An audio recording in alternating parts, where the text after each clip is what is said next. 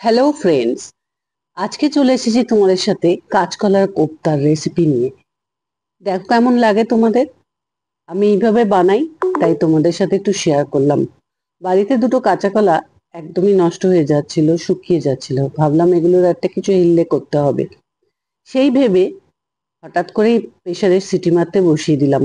প্রথমে ভাবছিলাম কি করব, কাঁচা কলা বড়ার ঝোল করব না কি করব, তো সিটি মেরে নিলাম। তারপর কাঁচকলাগুলো সিদ্ধ হয়ে যাওয়ার পর ওগুলোকে ছুলে নিয়ে আলু সঙ্গে একটা আলুও দিয়ে দিয়েছিলাম। কাঁচকলা আর আলুগুলোকে ভালো করে চামচ দিয়ে ম্যাশড করে নিলাম।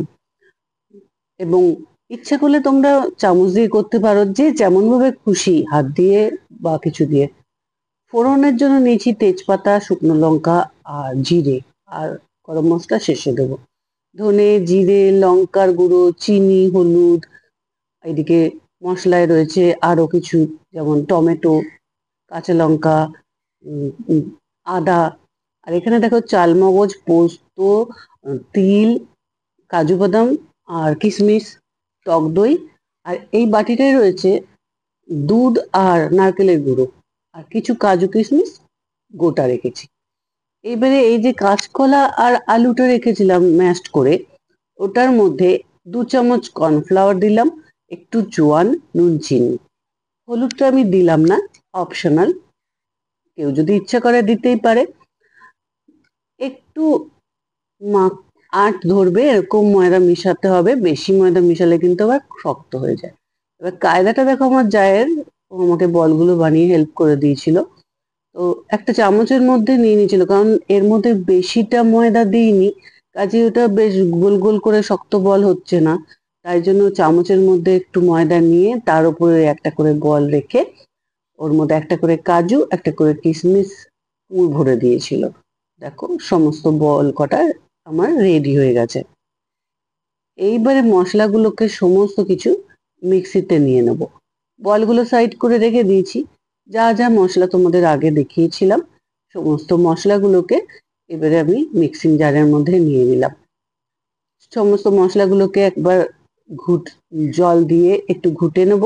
ঘুটে নিয়ে মশলাটা সাইড করে রেখে দিয়ে তারপরে কড়াইতে তেল দিয়ে নেব। কড়াইতে তেলটা নিজের ইচ্ছা মতন, সাদা তেল বা ঘি, যাতেই খুশি রান্না করা যায়। এই রান্নাটায় যেহেতু একটু ঘিয়ের পরিমাণ বেশি লাগবে, তো আমি অল্প করে সাদা তেল দিয়েছিলাম, আর একটু ঘি শেষে দিয়েছিলাম, সেজন্য তেলটা অল্প করেই দিয়েছিলাম। তবে বড়া ভাজবো বলে তেলটা কিন্তু প্রথমে একটু বেশিই দিয়েছি। এবার যেমন কোপ্তা, আসলে এটা বড়া নয়, কোপ্তা, বড়া বলে ফেলছি। কোপ্তাগুলোকে দেখো এক এক করে কড়াইতে দিয়ে ভাজতে শুরু করে দিলাম। যতক্ষণ না গোল্ডেন ব্রাউন হচ্ছে এগুলোকে ভেজে নেব। ঠিক এই ভাজা হতে হতে আমি বলে রাখি, যদি তোমাদের আমার এই ভিডিওটা ভালো লেগে থাকে, কুকিং প্রসেসটা ভালো লেগে থাকে, বা তোমরা এইভাবেই রান্না করে থাকো, দেখে মজা পাও, যে না টাইম পাসিং ভিডিও আছে, তো একটা লাইক করো। যদি কেউ ফেসবুক থেকে দেখে থাকো তাহলে একটা ফলো করে দিও। আর যদি কেউ ইউটিউব থেকে দেখে থাকো তাহলে একটা সাবস্ক্রাইব করে দিও। আর কমেন্টটা তো তোমাদের নিজের উপরে, কেমন লাগলো, ভালো লাগলো কি মন্দ লাগলো, বা কিছু ভুল ত্রুটি করলাম নাকি ভিডিওতে, সেগুলো তোমাদের ইচ্ছা মতন আমার সাথে একটু কমেন্ট শেয়ার করতে পারো। আচ্ছা, এরপরে তেল দ্বিতীয় ভাগটাও আমার ভাজা হয়ে গেল। দিয়ে দিলাম কড়াইতে। কড়াইতে দিয়ে দেওয়ার পর দ্বিতীয় ভাগটা আমি ভাজার পরে তুলে নিলাম, তেলটাও একটু কমিয়ে নিলাম। বড় একটা এলাচ, তেজপাতা, একটা শুকনো লঙ্কা আর একটু জিরে। শুকনো লঙ্কাটা কিন্তু অপশনাল, শুকনো লঙ্কাটা আমার ভালো লাগে তাই আমি দিলাম। ফোড়নে দিয়ে দেওয়ার পরে ফোড়নটা ভালো করে চটচট করে উঠেছে, এবং শুকনো লঙ্কা, তেজপাতা, এলাচ, জিরের যখন স্মেলটা আসলো বেশ ভালো, পুড়ে যেন না যায়, সেই অবস্থায় ওই যে মিক্সিতে সমস্ত মশলাগুলো দিয়ে গ্রাইন্ড করে রেখেছিলাম, সেইগুলোকে কড়াইতে দিয়ে দিলাম। তারপরে কড়াইতে দেওয়ার পরে হালকা আছে, গ্যাসটা খুব বেশি জোরে করবো না, কারণ না সমস্তই নাজুক মশলা আছে। কাজু, কিশমিশ, টক দই, সবই নষ্ট, মানে টক দইটাও ফেটে যাবে, ঝোলটা দেখতে বাজে হয়ে যাবে।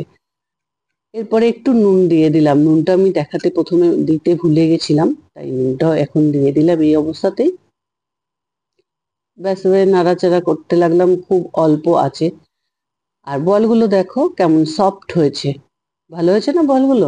বলগুলো এরকমই সফট হবে যদি ময়দা বা আটার কম ব্যাটারটা কম দাও। মানে ময়দা আটা যদি বেশি দিয়ে ফেলি তাহলে ওটা শক্ত হয়ে যায় বড়াটা ভাজার পরে। মিক্সি ধোয়া জল দিয়ে দিলাম পুরোটা, যতটা আমার গ্রেভি লাগবে ততটা সেইভাবেই আমি মিক্সি ধোয়া জলটা দিয়েছিলাম। তোমরাও ইচ্ছা করলে তোমাদের ইচ্ছা মতন জলটা দিতে পারো, তবে খুব বেশি জল ঝোল এই রান্নাটায় ভালো লাগে না। আর কেউ ইচ্ছে করলে কিন্তু ডুমো ডুমো করে কটা আলুও দিতে পারো, কিন্তু কোপ্তা তো আলুটা ছাড়াই বেশি ভালো লাগে, সুন্দর লাগে এবং টেস্টও ভালো আসে। এইবারে আস্তে আস্তে ওকে একটু ফুটবার জন্য সময় দিয়ে দেবো, ও ফুটতে থাকবে। আর তারপরে আমার রান্নাটা কমপ্লিট হয়ে যাবে। যখন ফুটে উঠলো ভালো করে, তখন একটু কসুরি মেথি ওপর থেকে ছিটিয়ে দিলাম। ছিটিয়ে দেওয়ার পর একটু ঘি দিয়ে দিলাম। আর গরম মশলাটা রেখেছিলাম, গরম মশলা একটু জল দিয়ে গুলে দিয়ে দিলাম। শুকনোও দেওয়া যেত, আমি একটু জল দিয়ে ভালো করে ঢাকা দিয়ে গুলে রেখে দিয়েছিলাম। ব্যাস, এবারে আমার রান্না কমপ্লিট। ঢাকা দিয়ে দিলাম কিছুক্ষণের জন্য। তারপরে যখন ঢাকাটা তুললাম, দেখো আমার রান্নাটা একদমই কমপ্লিট হয়ে গেছে। এবং গরম গরম ভাত, রুটি, পরোটা সবকিছুর সাথেই কিন্তু এই রান্নাটা খেতে ভালো লাগে। এবং বাড়িতে সবাই ভালোবেসেই খেয়েছিল এবং কমপ্লিমেন্টও দিয়েছিল যে ভালো হয়েছে। আর তোমাদেরকে এইটা কেমন হয়েছিল, নরম সফট, সেটা আমি একটুখানি দেখিয়ে দিচ্ছি।